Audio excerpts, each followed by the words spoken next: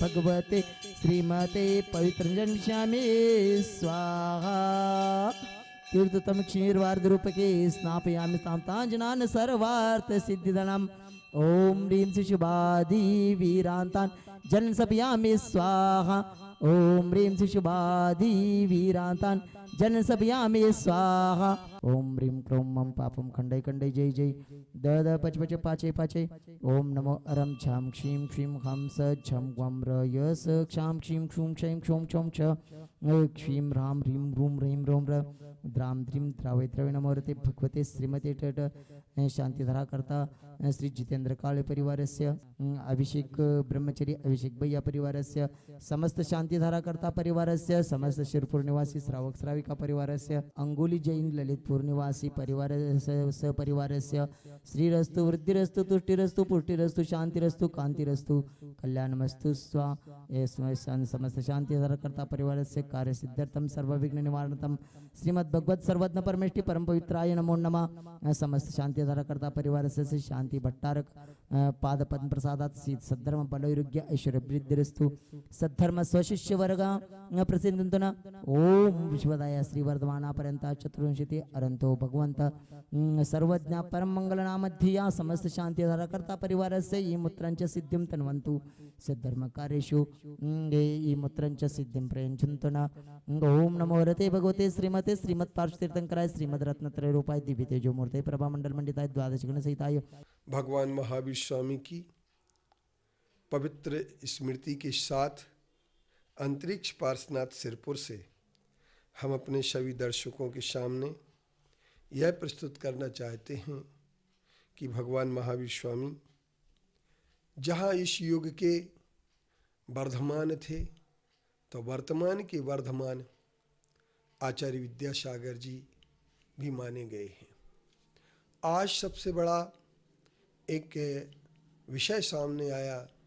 माननीय प्रधानमंत्री नरेंद्र मोदी जी ने जो एक आर्टिकल आचार्य श्री पर केंद्रित होकर के लिखा है वह आर्टिकल बहुत महत्व रखता है।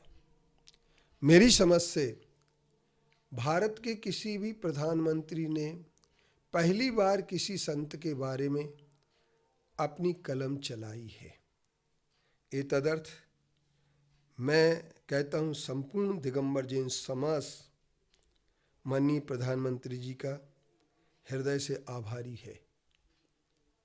और दूसरी बात मैं कह सकता हूँ दिगंबर जैन संत आचार्य श्री विद्यासागर जी का जो उन्होंने मूल्यांकन किया है, जो उनके साथ उन्होंने यह भी कहा है कि यह मेरी व्यक्तिगत क्षति है, तो मैं समझता हूँ कि माननीय नरेंद्र मोदी जी जब डोंगरगढ़ में आचार्य श्री के साथ बैठे होंगे और 35-36 मिनट तक उनकी एकांतिक चर्चा हुई, जिस एकांतिक चर्चा में किसी तीसरे का कोई प्रवेश नहीं रहा, उस व्यक्तिगत चर्चा से माननीय प्रधानमंत्री निश्चित तौर पर खूब गहरे प्रभावित हुए होंगे।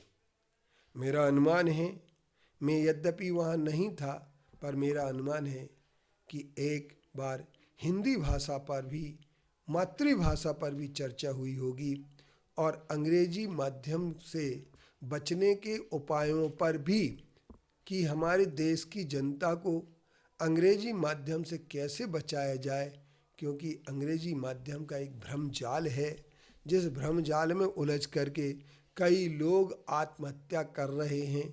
आज भी हमारे आए दिन कोटा में होने वाली आत्महत्याएं हमारे लिए निश्चित तौर पर सवालिया घेरा में खड़ी कर देती हैं कि हमारी शिक्षा व्यवस्था आखिरकार इस तरीके से इतनी दुरूह क्यों हो चुकी है कि जिस कारण से हमारी शिक्षा व्यवस्था में हमारे बच्चों का जीवन ही खत्म हो जाए।